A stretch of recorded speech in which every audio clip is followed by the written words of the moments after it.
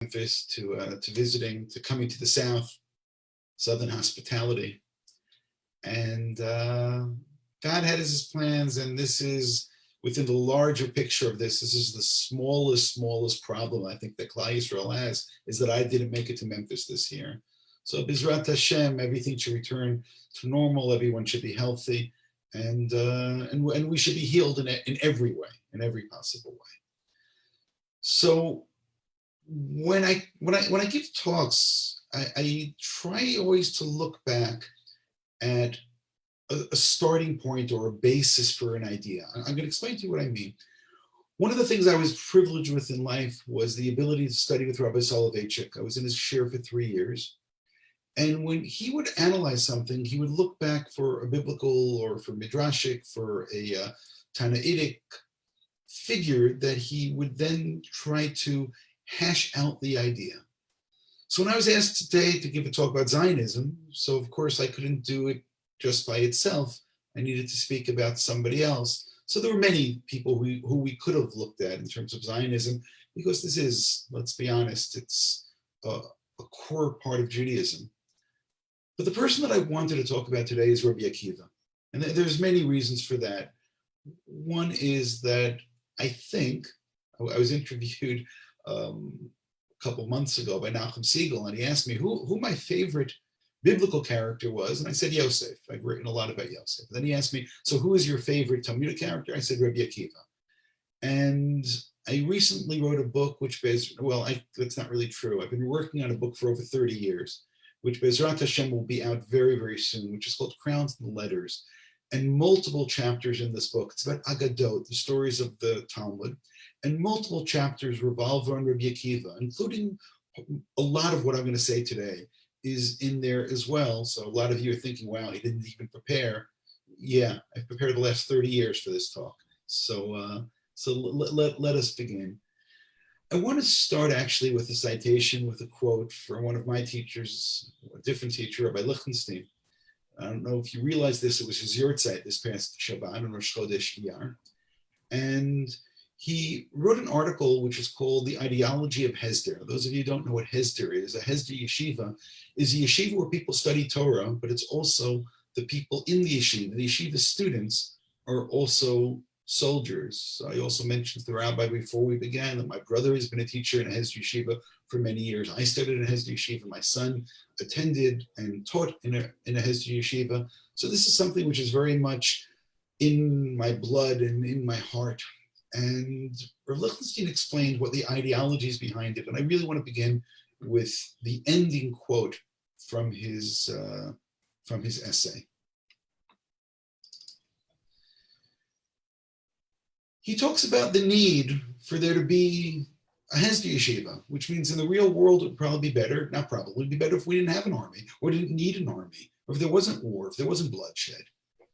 So he writes, the nagging truth persists, however, and its appreciation is central to the understanding of an institution designed to reconcile the conflicting claims of spirituality and security, of Talmud Torah and Gemilut Chasadim, of personal growth and public service. The present dilemma posed by these claims is not of our choosing. The response, however, is. And in this respect, Yeshivot Hesder are a conspectus of our collective anomaly, a nation with outstretched palm and nailed fist, striving for peace and yet training for war. For the foreseeable future, this is our situation. While as previously noted, our position appears more promising than in the past. We're far from being genuinely secure and can hardly afford to weaken our defenses complacently. Hence, within the context of our station and duties, to use F.H. Bradley's term, Hesder is for B'nai Torah the imperative of the moment. May God grant us a better situation.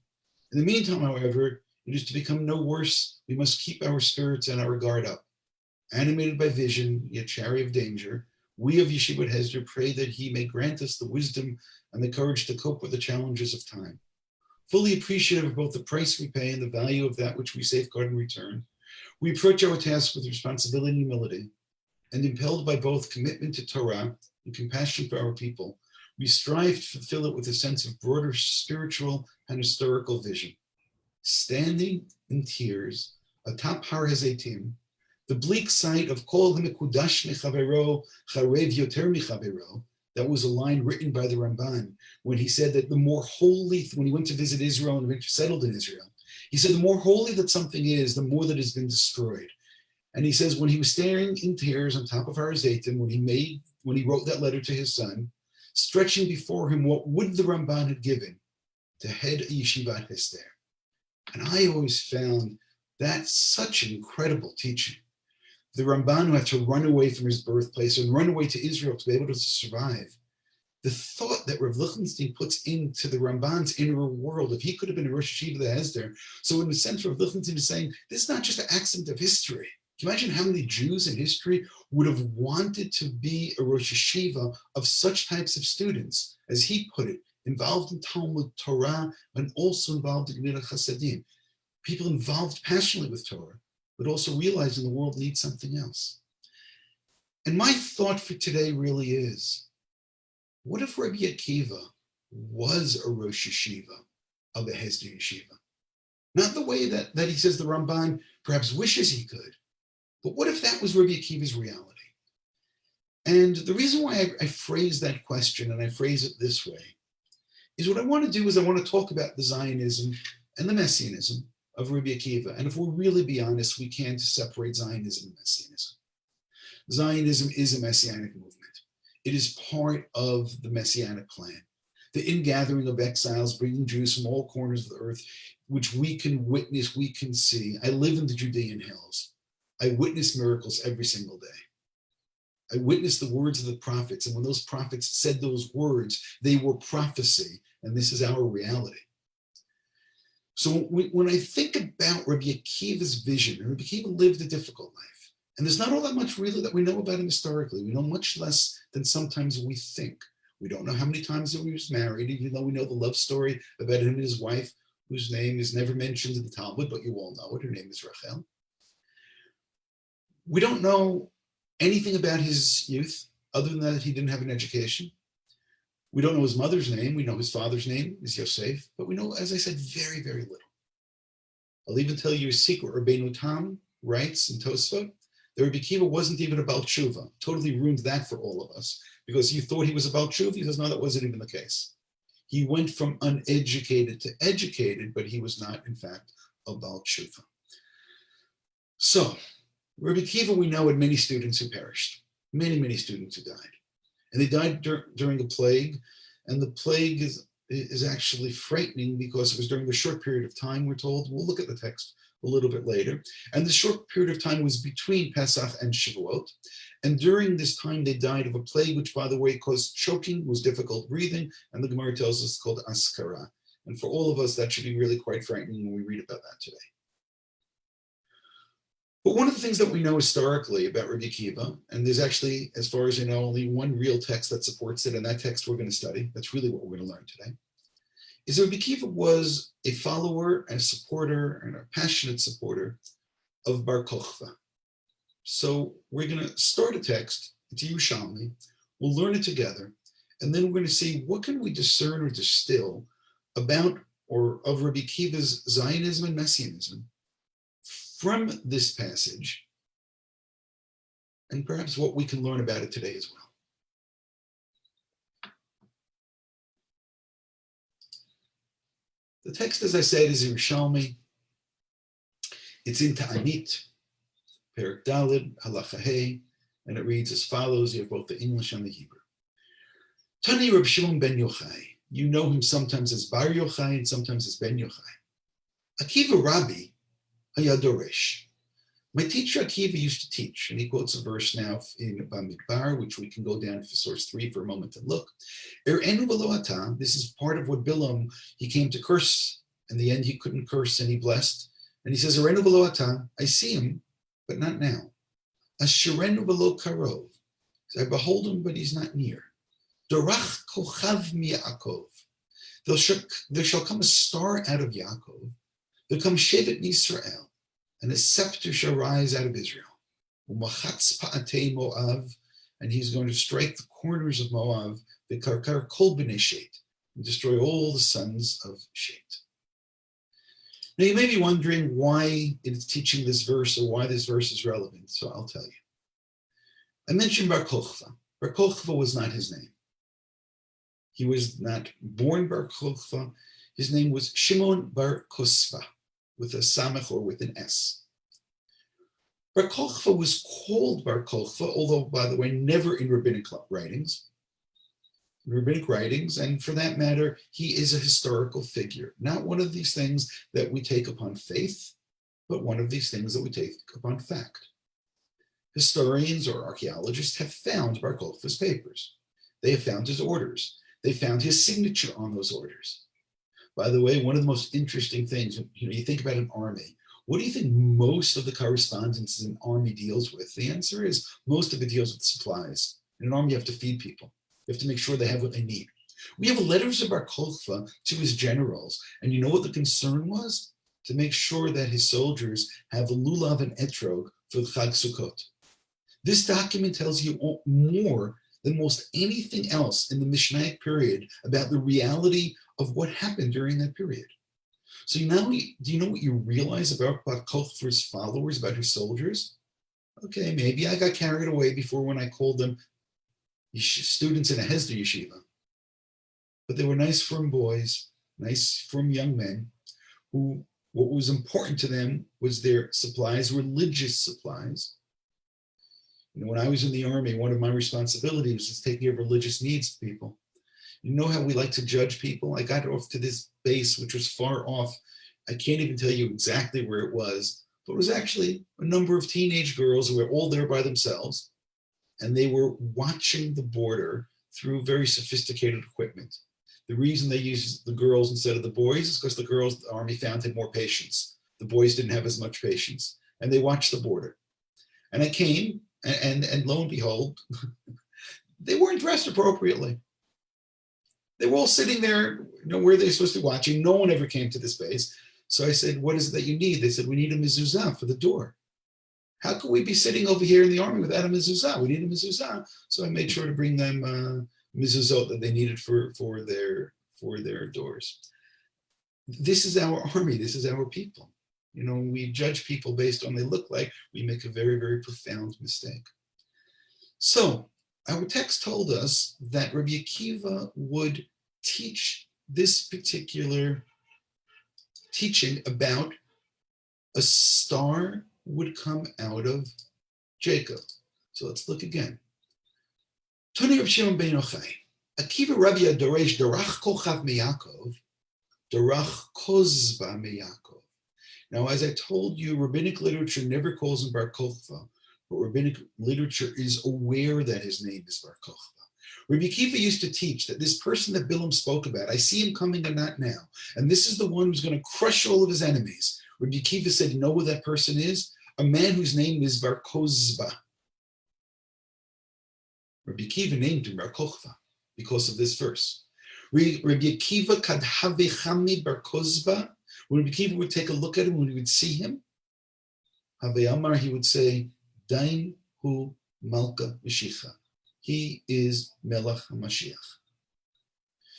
Now I want to pause for a second because it could be that some of us are uncomfortable already. Rabbi Akiva was a messianist. Rabbi Akiva believed that Bar Kochva was Mashiach. Rabbi Akiva named him Bar Kochva. Rabbi Akiva believed that prophecy of Bilam about the Jews having power and crushing their enemies was talking about Bar Kochva. And Rabbi Akiva, when he would see him, didn't hide it and said, that man is Melech HaMashiach. Or maybe if I'll be nicer, I'll say has the potential to be Melech HaMashiach.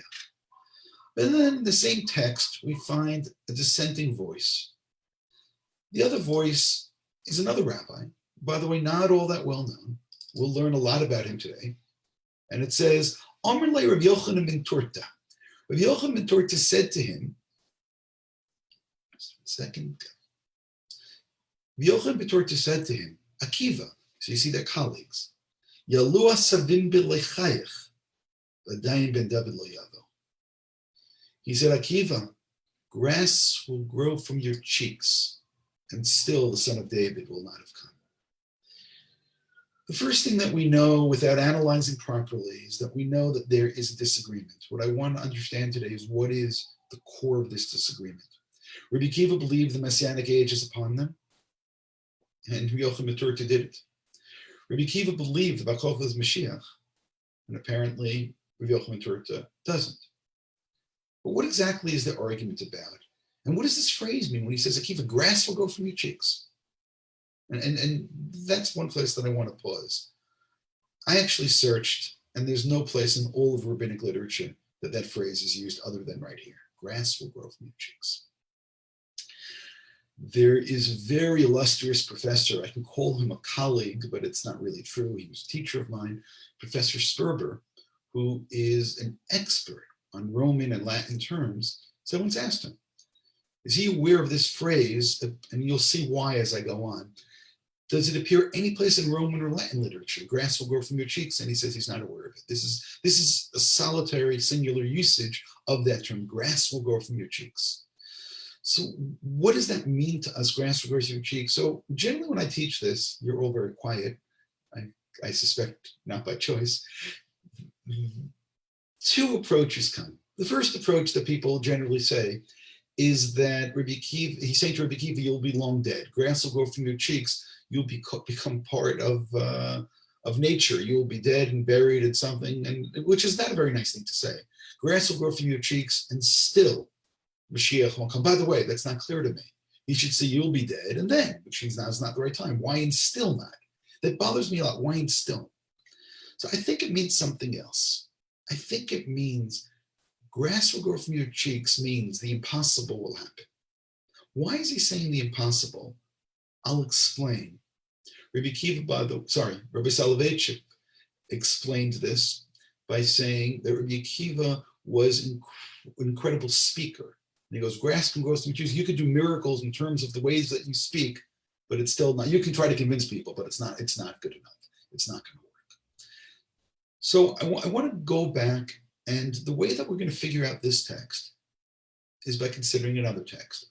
And the first question that I ask is, does Rabbi Yochanan ben Turta believe that Mashiach will ever come? You know, there's one opinion found in the Talmud by a Rabbi Hillel, not the famous Hillel, the much later Hillel, who said that Mashiach, we messed it up.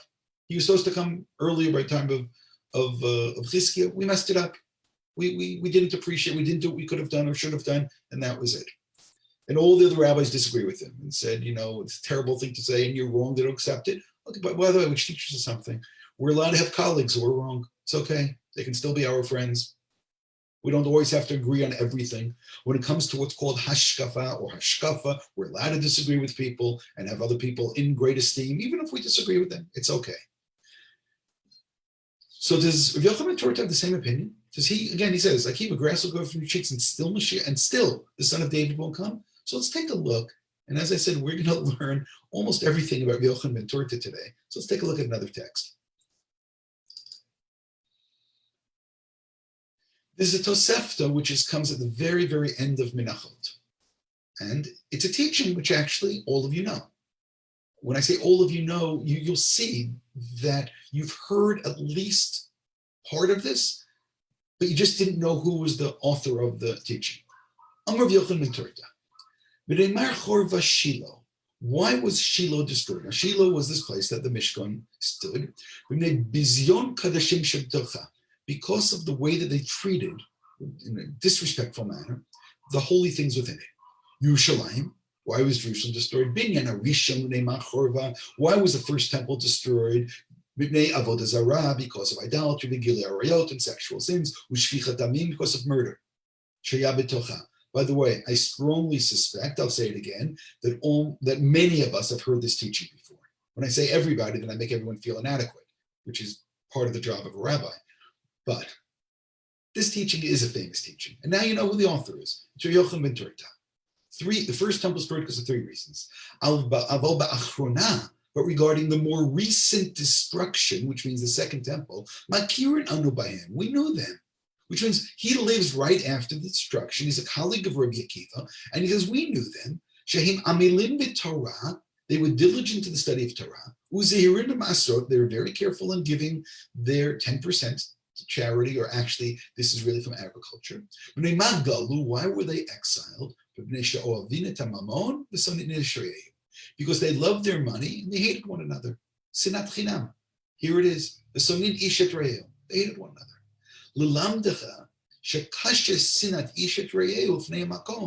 This teaches you that God considers when people hate one another to be as severe.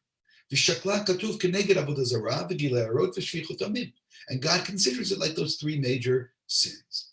Aval, however, regarding the final and the third temple, which he says, and I hope will be built in our days and our lifetimes. And I want to pause. Now you know that Yochanan Turta believes there will be a third temple. He believes there will be redemption. So when I said before, he says that grass will go from your cheeks and still the Mashiach won't come. Here you have the very same person, Yochanan Turta, saying, I believe it's going to happen. I believe it can happen in our days. Manem Arba, what does it say regarding this temple? Will come at the end of days. And the place of God, the house of God, will be firmly built on the top of the mountain, and so on. The whole Amim Rabim in many nations of the world will say, let us go up al Har Hashem, Beit Elokei Yaakov. Let us go serve God, the God of Yaakov. The day will come and the criers will cry out on the mountains of Ephraim and say, Kumu v'nel Zion el Hashem Elokeinu. Let us go up to Zion and let us go up to the house of God. By the way, I have a secret not to tell you. Yochanan Turta is also a Zionist. Let us all go to Zion. And he's also a Messianist, which also leads us back to the question. So what do they argue about? Rabbi Akiva is saying Bar Kochva is the one, and he says grass will grow from your cheeks, and still it won't come. But he believes in the Messianic age. So what exactly is the argument over here? What do they disagree about? So in the whole talk today, I'm going to do one thing which is a little fancy. I'm going to do it now. I'm going to do it slowly. I'll explain it, and I'll make sure we all understand it, which basically means stay with me and don't lose me. The Rambam is one of the few early authorities. In his book of law, in the Mishnah Torah, he speaks about the laws of Mashiach. It's a strange term, the laws of Mashiach. So I want to look at something which the Rambam writes, and I'm going to tell you my guess about where he got it from and what the Rambam is actually saying. And then we'll begin to go backwards and put things together. Let's take a look at the Rambam. The Rambam is in the Laws of Kings, Hilchot Melachim, chapter 11, Halacha Gimel. And the Rambam writes, Ba'al yaleh al datach, don't think for a second, Shamelach HaMashiach, that the King of Messiah, Tzarech Lasoto Totum Oftim, has to do signs and wonders, miracles, U'machadesh Davrim Ba'olam, and create new things in the world, create a new reality, U'machayim Eitim, or bring the dead back to life, U'kiyotzav D'Me'ela, or any things like that, and this is censored, Shetip Shemorim, as the fools say. Eina Davar Kain, that is not the case.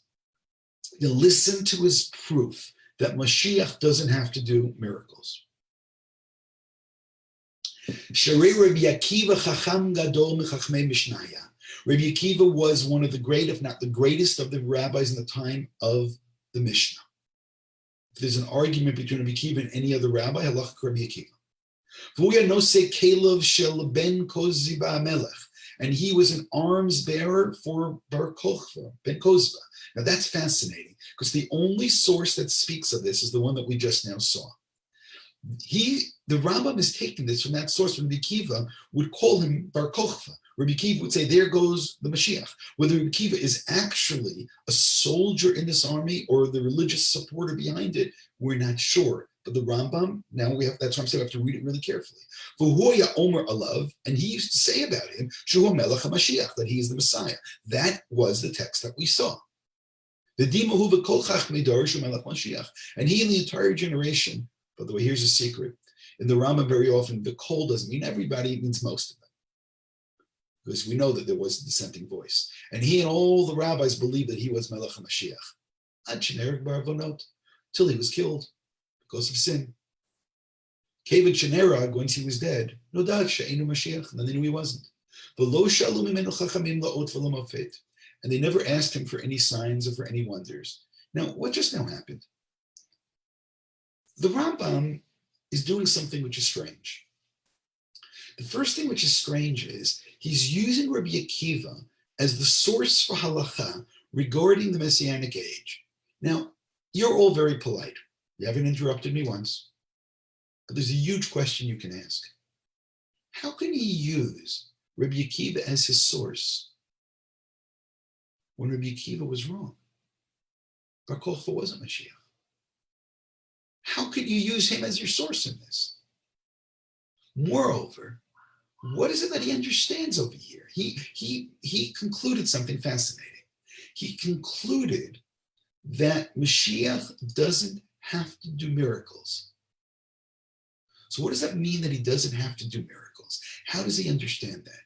So I want to go back and read the text very carefully. Yocham Beturta said, Akiva, Yalu asabim milechayach, v'dayin ben dabaliyavo. Grass will grow from your cheeks. You know how I understand that? When pigs fly, when the impossible happens, the miraculous takes place. Which means the attack that Yocham ben Turta has in Rabbi Akiva is the exact point which the Rambam understood. I'm going to say it again, because as I told you, that was the only fancy point over here. The Rambam understood from this passage that Rabbi Akiva believes that the Mashiach does not have to do anything which is miraculous. How does he know that? So you can say the Rambam is very sharp and discerns this. I'm going to say it's not just that the Rambam is sharp and discerns this. He hears a conflicting voice who argued with Rabbi Akiva and said, Akiva, the miraculous will have to happen, and it's still not enough. Now we're a little mystified because why is it still not enough? What exactly is the position of Yocham ben Turta? So again, let's start trying to put more things together, and then this will begin to make a lot more sense. What is it Rabbi Yocham ben Turta taught? What was the thing that he's most famous for teaching? That the first temple was destroyed because of three things. Because the Jews were guilty of murder, of idolatry, and of sexual sins. And why was the second temple destroyed? What does Rabbi Yochanan ben Turta teach us? He teaches that it was destroyed because of sinat chinam. And you know what? We accept that teaching. All over the world, rabbis teach this, not just rabbis, everybody knows. And where do we get it from? We got it from this Rabbi Yochanan ben Turta. So we go back to the passage that spoke about Rabbi Akiva's students dying. There was something there which is worthwhile paying attention to. And then, as I said, things will begin to make much more sense. In source number 6, it says, Shneim Asar Elef Zugim Tamidim Ayilu Rabbi Akiva. He had 12,000 pairs of students. We give it Anati power stretching across the country. They all died at one time. Because they did not treat one another with proper respect. Rav Yochanan ben Turta is the one who said the second temple was destroyed because of sinat chinam. Rabbi Akiva's students were told die because they don't respect one another properly. What is Rav Yochanan ben Turta arguing with Rabbi Akiva about? He's saying unless you fix the problem that destroyed the second temple, you can't begin to dream about building the third temple. He says, Akiva, Ya'alu asavim b'lechayich v'adayim ben David lo yavo. Grass will have to grow from your trees. The miraculous will have to happen, and it's still not enough. Why is it not enough? Because remember, Rabbi Yochanan ben Turta believed it could happen. But what has to happen for it to happen? He says, we can't be behaving the same way. There can't be sinat chinam. If we're hating one another, then if that destroyed the second temple, how can you have a third temple? Which means we understand now Rabbi Yochanan ben Turta. I'm going to say it again. He has 2 points that he argues with Rabbi Akiva about. One point, which I think is blatant in the Tosefta, he's the one who believed the second temple was destroyed because we hated one another, and now we realize that's why Rabbi Akiva's followers, his students, were killed because they did not treat one another with respect. But what was the other thing that he argued about? And as I said, this was the fancier point that I noticed from the Rambam, that the Rambam understands from Rabbi Akiva that Mashiach doesn't have to do any miracles whatsoever. That Mashiach, it's going to be a natural process. And again, I want to pause here for a moment. I asked a question before, which maybe you thought I left it too quickly. If Rabbi Akiva was wrong, how could the Rambam rule like Rabbi Akiva? And the answer is that even from a mistake of Rabbi Akiva, you can learn something. Which means Rabbi Akiva is correct in what is needed to make a diagnosis. He was wrong in terms of the prognosis. Which means if Rabbi Akiva doesn't expect Bar Kochba to do any miracles, the Rambam says that's enough. Now we know that that's halacha. If he doesn't ask for miracles, we know that that is the messianic process, does not need the miraculous. There is a limit to how wrong Rabbi Akiva was. which means Rabbi Akiva's diagnosis of what is a messianic era, he is absolutely 100% correct, and we rule like Rabbi Akiva. We don't rule like Rabbi Yochanan ben Turta. Because Rabbi Yochanan ben Turta, what is it that we understand from him? And by the way, I'm going to try to prove this point as much as I possibly can. I believe that Rabbi Yochanan ben Turta actually thought you needed to have miracles take place in order to believe in a messianic era. Without miracles, it's just not enough. And that's what the Rambam disagrees with Yochanan ben Turta and rules like Rabbi Akiva, which means otherwise the question is too strong. How could the Rambam bring Rabbi Akiva as the source when Rabbi Akiva is wrong? He wasn't that wrong. He was right in terms of what the process is like. And I told you, I'm going to try to do something which is difficult. Are we all clear right now? Let's just regroup a little bit. We have a passage that tells us that Rabbi Akiva was an enthusiastic supporter of Bar Kokhba, not just as a general, but as, let's call him a messianic candidate. The end, it failed. The Rambam rules, therefore, that everything Rabbi Akiva said about Bar Kokhba was correct, even though it failed. And when it failed, it was over. But what we say is his Havamina was correct. This is what Mashiach needs to be. This is what needs to happen. And Rabbi Yochanan ben Turta, who argues, and it's interesting, Rabbi Yochanan ben Turta, we accept his teaching that the second temple, that the first temple is destroyed because of those three major sins, which actually conflict with the basic teachings of Judaism. Value of life, murder, idolatry, belief in one God, the purity of the Jewish home. Without those teachings, Judaism is destroyed. And Yochanan ben Turta said that's what destroyed the first temple. But the second temple, what destroyed it? There was something else which metastasized, and that was hatred. And hatred is what destroyed that. And Rabbi Yochanan ben Turta looks at Rabbi Akiva and says, Akiva, grass will grow from your cheeks, that's number one. And still, Mashiach won't come, and that's number two. Number two, we understand because the students still are not treating one another with respect. But how do I understand the first one? So I want to show you an amazing passage, which I also strongly suspect at least some of us have seen before. And you know, all that I do that other people don't do is actually put them together and somehow remember them. And once you see that these belong together, I'm telling you the whole thing is going to take on a different complexion. I'm going to teach you a teaching which again at face value has nothing to do with anything till you realize that it does. So just suspend all judgment. We're reading something new. We're reading a teaching in a midrash which is called Psikta, which deals with the four parshiot, and it deals with Parshat Para. It deals with Para Aduma, and it deals with the question of what in the world is a red cow all about? Why? How can this help? How does a red cow bring about purity? And then essentially the Psikta says, oh, you want to hear a story about a cow? Let me tell you a story about a cow. And let's take a look. Psikta is in source number 7. Amar Rabbeinu, our rabbis taught it. Maseh hayam b'Yisrael echad shehay lo para achad choreshet. Once upon a time, there was a Jew that had a cow, and the cow used to plow. Nitmata yado, he went into a difficult financial situation, and he lost his money. Umachar lo, and he had to sell his cow, l'goy echad, and he sold his cow to his local non-Jew, and now the cow is in possession. Now the non-Jew is in possession of this Jew's cow. Kevin shlachal goy, and the non-Jew took the cow in possession. V'char ima or imo, depending on the text. He plowed with it sheshek yemim shachol for 6 days of the week. B'Shabbat otziyah shetachor imo, and on Shabbat the non-Jew took the cow out to plow.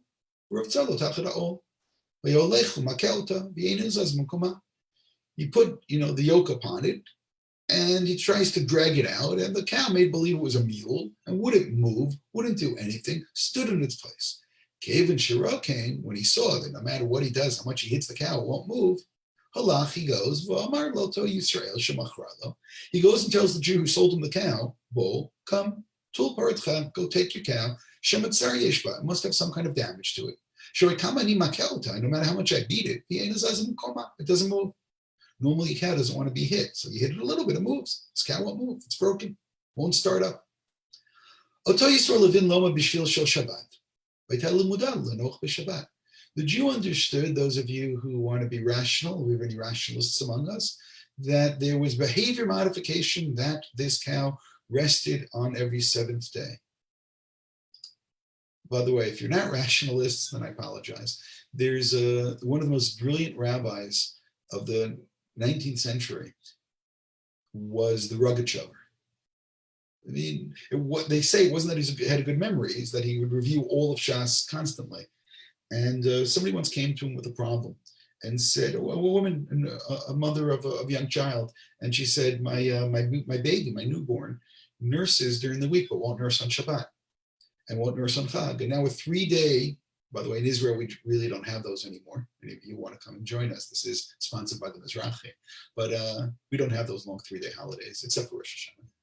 And a long 3-day holiday was coming, and she said, if my baby doesn't eat for 3 days, I'm afraid what's going to happen.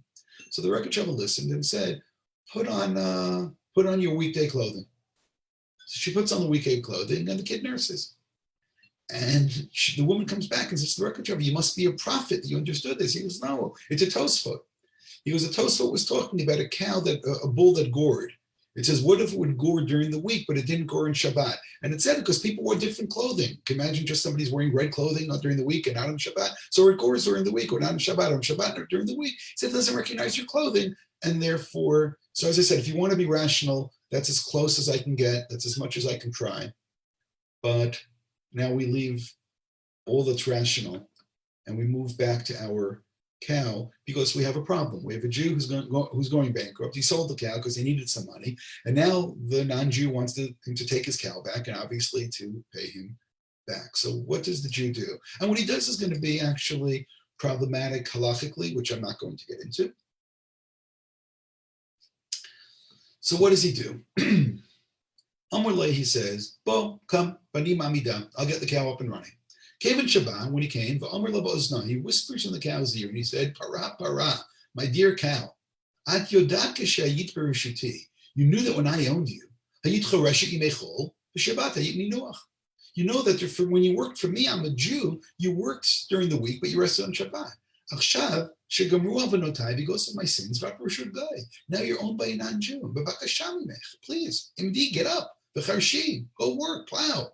Miyad amda v'charsha. Cow immediately got up and started to plow. Omer le'oto agoy. And then at this point, the non-Jew watched this and said, Ani mevakashech, and I ask of you, Tul portcha, take your cow and get out of here. By the way, if you don't know what's going on, he's afraid that the cow is haunted. He's afraid like it's, I don't know, a reincarnation of his mother-in-law. I don't know. He's terrified. He says, Ad achshavani baal so I chased you down to get the thing going up. Aside from all that, see, he's a rationalist. He says, I'm not going to let you go till you tell me what you did in its ear. He can't say, what did you say to the cow? Because that's ridiculous. I exhausted myself. I hit it. Below him down, it didn't stand up. The Jew tried to calm him down. I didn't do any magic. There's no black magic over here. Don't worry about this. He goes, this is what I said to the cow. I said, when a Jew owned you, you rested on Shabbat. Now you're owned by a non-Jew, get up. And the cow got up and worked. The non-Jew got terrified. Amarin, he said, if a cow has no ability to speak and has no understanding, he kira et bara, recognizes the Creator who created in 6 days and rested on the seventh. And I was created in the image of God. And God gave me intelligence. I'm not going to go and recognize my Creator. Immediately, this fellow converted. Vilamad, and he studied. Vizachal Torah, and he merited to be somebody who was really accomplished in Torah. V'yukorim shmo Yochanan ben Torta, and his name was Yochanan ben Torta. Those of you who remember the Chad Gadya, what was the cow called? A Torah. A Torta is a cow. Yochanan, the son of the cow. He's been the one who was arguing with Rabbi Akiva. He's a convert. The Adach Shav, until this very day, what's today, the 26th of April 2020, Rabotenu Amrim Halacha Mishmo, rabbis are still teaching halacha in his name. And if you're shocked that based upon a cow, a man became close to God,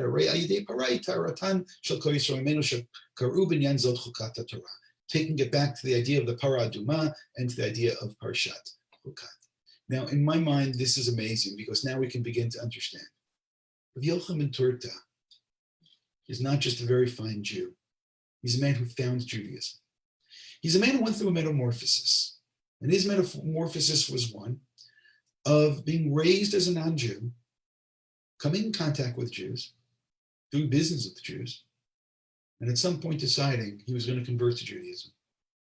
And he converted, and he studied, and he became a rabbi. But then he thinks about how are all the other people of the world going to have an epiphany? How are they going to wake up? How are they going to find God? So he did something very, very simple, which I think we can all understand completely. He looked at his own experience and he said, the change or the metamorphosis that took place in my life took place by virtue of my seeing an open miracle. The way that this world can change, the way that people will become close to God is if they see a miracle. Which means he said the messianic era is going to require the miraculous to take place. Akiva, grass is going to grow from your cheeks. We need the miraculous to take place. We need cows that understand Shabbos in order for people to change from messianic age. How in the world is the whole world going to recognize that there is a God? We need the miraculous. Rabbi Akiva didn't believe we need the miraculous. And how do I know this? And I hope you appreciate the next source I'm going to bring, and this is going to be the final source I'm going to bring. And I'm going to say this again, this is a source that you all know, and all I'm going to do is just point it out within this particular context. The source is about Rabbi Akiva, because Rabbi Akiva also went through a metamorphosis. Rabbi Akiva, as I said, some think he was about tshuva, some think he was ignorant, but he decided to start studying or to change his life. And the change that took place, we're told about the scene in Avot Rabbi Natan. We're told the scene that took place when Rabbi Akiva went about making this change in his life. In Avot Rabbi Natan, in the 6th chapter, it says, "V'shotev etzmat devreim ze Rabbi Akiva." Drink thirstily the words of the sages, Rabbi Akiva. Ma'at chilato, Rabbi Akiva. What were his beginnings as becoming Rabbi Akiva? Amru was said, "V'rabim shana ya v'lo shana klum." He was 40 years old and he hadn't learned a word. Pam achad he omed al piyah be'er, once he was standing by a well. Amar michlakak even zu. And he said, "What made a hole in this rock?" Amrulo. It's the water which drips after drip after drip. You know the verse of that water erodes stones.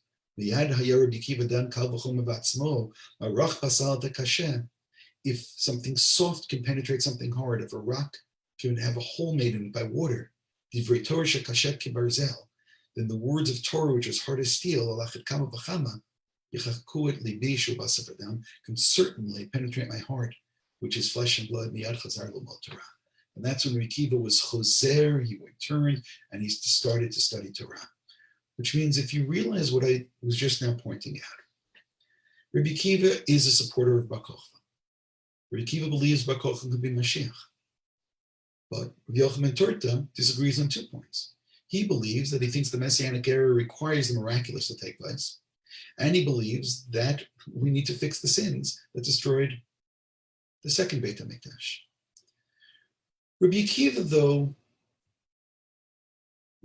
underwent a metamorphosis based upon saying a natural process. Drip after drip after drip. A number of years ago, I had the privilege, my wife and I, we had a couple of days off during intercession. And I was supposed to speak someplace, but we took, as I said, a couple of days and we traveled to the Grand Canyon. And as I was looking at it and reading about it, trying to understand it, it was the water which comes down from the Rockies, Canadian Rockies, and it's drip after drip. And I just thought of that verse, that Grand Canyon was made by drip after drip after drip of water. That's what happens over time. That's the power of nature. Rabbi Akiva didn't believe that we needed the supernatural to take place because he believed in the natural process. Which means Rabbi Akiva disagrees with Yochanan Turta. And the main point he disagrees with him is regarding we need something bombastic and miraculous to take place, or whether the Messianic age is what will look to the outsiders as something which was absolutely, completely natural. And I'm going to tell you a secret, because even natural things take place. There's the fingerprint of God behind it. And sometimes we're blessed and we can see that fingerprint. And sometimes we're arrogant and we don't see it. All of religious Zionism is based upon Rabbi Akiva. There are those, and I'll pick on everybody right now. It could be both the Reform and the ultra-Orthodox, who are waiting for some miraculous thing to take place. And then they'll have the sign that it's time to return. But the philosophy of Rabbi Akiva is that he believed in his students. Again, he made a mistake that they weren't ready. They weren't ready to pick up the challenge. They weren't ready to respond. Rabbi Akiva understood it's a natural process. The Rambam rules like Rabbi Akiva. It's a natural process. The Messianic age is something which is natural. Many years ago, I can tell you exactly when, in 1984, right before I got married, and one of the last times that my father sat down with me, with a talk, and said, "You really going to move to Israel now?" And it was a fair question. I didn't have a job. I hadn't finished smicha yet. And I didn't use these exact words, but essentially my approach was, I'd rather be a part of it than watch it being reported falsely on CNN. I'd rather be there. And it didn't make a difference which part of it. I mean, that was my thought in those days. By the way, we didn't have an internet in those days. I never imagined, you mentioned before, the rabbi was very kind. He mentioned my writings. I never imagined I would have writings. I never imagined they'd spread over the world. I never imagined that I have this kind of impact. But I did imagine that I wanted to be part of a natural process, that people are building this country. And that's what it is. It's a natural process. Because we believe in Rabbi Akiva. We follow Rabbi Akiva. The Rambam rules like Rabbi Akiva. And yes, there's a problem of sinat chinam. And yes, there's the problem shelo nagu kavod zeh lezeh. So we know exactly what it is that we need to fix. We need to make sure that there is a treatment of one another which is full of respect. There's a treatment of one another that we remember that we are brothers and sisters. And Rabbi Akiva, who was such a fine and such a decent person, thought his students would get that as well, because he believed in this natural process. Okay, you're going to wake up tomorrow. How long can somebody be selfish? How long can somebody not realize that we're in this together? There's a beautiful midrash that talks about Kol Yisrael Rebim Zeh Lezeh, and it talks about the idea of a sin is that somebody, they're all in a boat, literally, we're all in the same boat, and somebody makes a hole in the bottom of the boat. I'm just going to do my own sin. I'll do the hole in the bottom. No, that causes the whole boat to take in water. We have to realize we're in this boat together. We are one people. We are absolutely intertwined. We're absolutely interconnected. And what we do affects one another. And our biggest investment is one another. This is who we are. And one of the reasons I wanted to live here is because I felt that that Jewish communities like yours are ones that have wonderful synagogues and wonderful communities. But over here, we get to try to do it on a national level. It's so much bigger. In a sense, it's a Reshut HaRabim instead of just a Reshut HaYachid. It is a public way of doing it. It's taking Jewish values and teaching it in a much larger way. I mean, I've told this story before. I once got a phone call, broken up, can barely hear the words. Somebody was calling me from Lebanon. He was an officer of a group of soldiers, most of them Hesder soldiers. And what happened was they ran out of supplies. The army had not given them supplies. They were in a Hezbollah area, and they wanted to go into a Hezbollah supermarket, which was absolutely empty. And they wanted to know the question that the soldiers had, whether they're allowed to take the things or they should leave money behind. Yes, these are Israeli soldiers. These are the values that they have. This is when you take Jewish values. And by the way, the answer is not as important as these are the kinds of questions when you take Judaism and say, let's take our Jewish values on a national level. Is it a miracle? It's absolutely a miracle. But we can see the fingerprint of God. What began, I don't know which date you want to begin. You want to begin the date that the students of the Baal Shem Tov, the students of the Vilna Gaon, the Jews from the countries surrounding Israel, from North Africa, from Syria, from Iran, Iraq, started to come back. A miracle is taking place. The miracle looks natural. It's that drip of water, drip after drip after drip, but a miracle has taken place. And I'll say it again. or religious Zionism is based upon belief in that miracle. It's belief in the miracle of the natural. The miracle is the natural that takes place. And even though sometimes it looks impossible, go visit the Grand Canyon before you leave America. Visit the Grand Canyon and take a look what a drop of water can do. A drop of water after drop of water can make that incredible canyon. That's what Rabbi Akiva saw. Rabbi Akiva saw the power of nature and saying, okay, I don't need the miraculous to take place. It's that water that was dripping on the rock. And Rabbi Akiva believed his students would follow. He believed Bakofa, but you know what? It didn't happen. We did not do what we needed to do at that point. But the Rambam still was able to rule like Rabbi Akiva. Rabbi Akiva's theories were correct. His diagnosis is correct. The Messianic age is one where man does it. Not that we wait for God, that man does it. And here's a country of people, be it a couple generations ago when they turned the desert into green, where they took all the swamps and they made things grow? Or is it today when the people use high tech and they solve so many problems in this world? It's part of that same miracle. Why?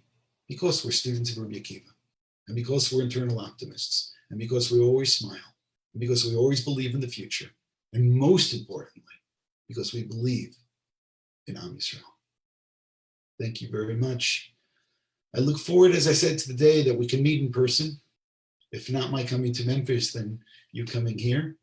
And I mean, talking to a computer is very much like one is talking to themselves. But for years, people ask me what I do for a living. I say I talk to myself. So now I actually know this as a fact. Anyway, thank you very much.